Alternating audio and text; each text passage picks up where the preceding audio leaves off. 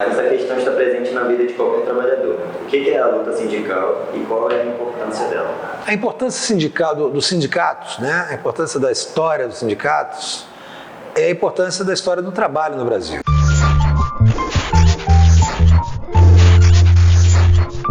A formação sindical está intimamente ligada à questão do trabalho, à questão dos direitos trabalhistas. Há um capital de conhecimento muito grande que foi adquirido pelos sindicatos ao longo do século XX, mas que chegou desnutrido ao século XXI por várias razões. A principal delas é que os sindicatos foram demonizados pelas estruturas de poder, sobretudo pela mídia. Mas a mídia é só a ponta dessa estrutura de poder. E a direita brasileira, dentro do espectro da direita mundial, ela fez questão de desconstruir a opção sindicalista como uma má opção, como uma opção de travamento do desenvolvimento econômico, como uma coisa obsoleta, como um problema para os trabalhadores, não uma solução que era antes, né? A criação dos sindicatos, ela se tornou importante para dar direito aos trabalhadores, para dar organização aos trabalhadores e para dar uma força que eles não tinham. Das últimos 20 anos, essa força passou a ser traduzida como um problema. As estruturas sindicais, sobretudo no aspecto da comunicação, não acompanharam o desenvolvimento dessa luta e não perceberam que o mundo se virou contra eles, ou perceberam tarde demais. Eu acredito nos sindicatos, eu sempre achei que o sindicato, se modernizando, vai continuar sendo uma força muito importante dentro da estrutura política e econômica brasileira, mas ele tem que se atualizar. Os sindicatos têm que sair dos seus guetos, têm que compreender o mundo onde eles estão inseridos e têm que lutar contra essa demonização com argumentos e com novidades. Não ficar só da defensiva e dizendo as importâncias que tiveram as coisas no passado e projetar o que ele pode fazer para o futuro. Sozinho, o trabalhador não é nada.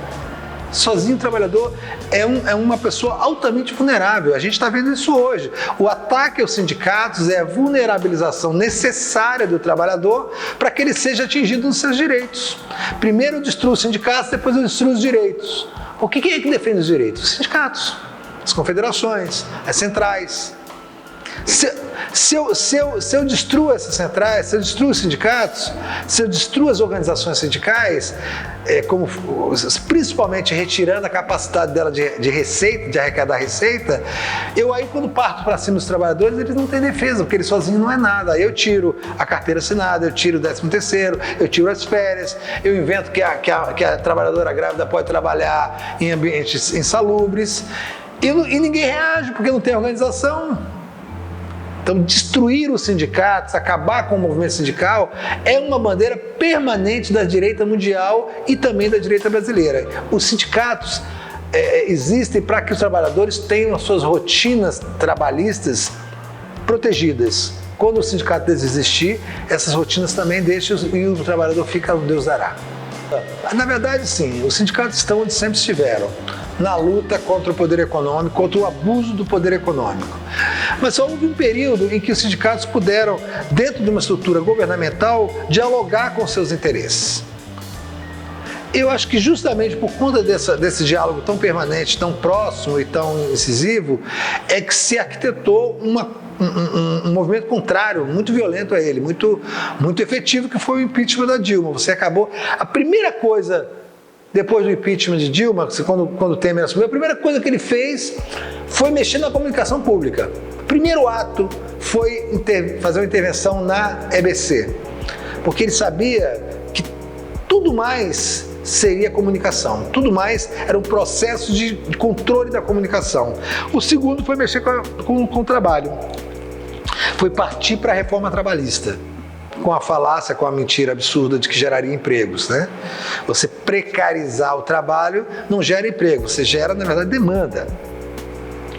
E você não tem como ocupar essas demandas porque você precarizou o trabalho e você não tem pessoas para ocupar esses espaços vazios que são gerados por essa precariedade. É uma armadilha que os sindicatos não caíram, quer saber, mas não conseguiram se sustentar porque não tinham os instrumentos para resolver esse problema de luta no momento do golpe.